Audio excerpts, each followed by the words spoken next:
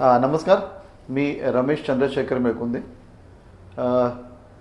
काल आणि आज ह्या 2 दिवसामध्ये श्री गणेश लोमटे पाटील सरांच्या मार्गदर्शनाखाली इथे नवी मुंबई येथे संकल्प निवडणूक विजयाचा ह्या कार्यशाळेमध्ये मी भाग घेतला. खरं तर राजकारणाचा तसा माझा काही संबंध नाही, पण एक आपल्या आयुष्यात राजकारण आहे. तो एक भले शैक्षणिक अभ्यासक्रमात तरी जो विषय मी शिकलो नव्हतो, म्हणून म्हटलं की ह्या आपल्या आयुष्यात हा एक विषय आपण स्वतः ॲड करावा आणि तो शिकावा. आणि त्या दृष्टिकोनातून ही कार्यशाळा मी उपस्थित राहिलो या कार्यशाळेमध्ये. आणि खऱ्या अर्थाने मी तुम्हाला सांगू की आजतागायत माझे बरेच मित्र राजकारणी आहेत आणि माझे बरेच हितसंबंध आहेत.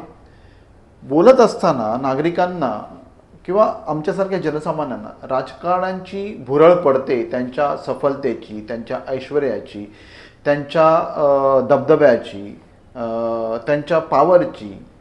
तसंच त्या राजकारण्यांवर टीका पण आपण आणि जनसामान्य त्या राजकारण्यांवर टीका करायला पण कुठलीही तमा बाळगत नाहीत, कुठलीही सीमा बाळगत नाहीत. पण खऱ्या अर्थाने पाहिलं की राजकारणी बनणं आणि त्यात सफल राजकारणी बनून नेतृत्व करणं, ही जी सगळी प्रोसेस मी आज 2 दिवसात बघितली ना, ती तेवढी सोपी नाही आहे. तो म्हणजे एक तप आहे, तो एक व्रत आहे. त्याच्यामध्ये बऱ्याच गोष्टी पणाला लावाव्या लागतात. म्हणजे मी आज पाहिलं ना की मी बघतोय की माझा मित्र आमदार आहे, त्याच्याकडे एवढ्या सगळ्या गाड्या आहेत, एवढे सगळी घरं आहेत, एवढे सगळी संपत्ती, सगळं आहे, त्याच्याकडे पॉवर आहे. पण हे सगळं प्राप्त करण्यासाठी त्यांनी काय पणाला लावलं आणि तो आजही 24 तास कामाला आहे. आणि ते जे काय पणाला लावायला लागतं ना, ते अगदी वैयक्तिक आयुष्य देखील पणाला लावावं लागतं, अगदी अहम विसरावा लागतो.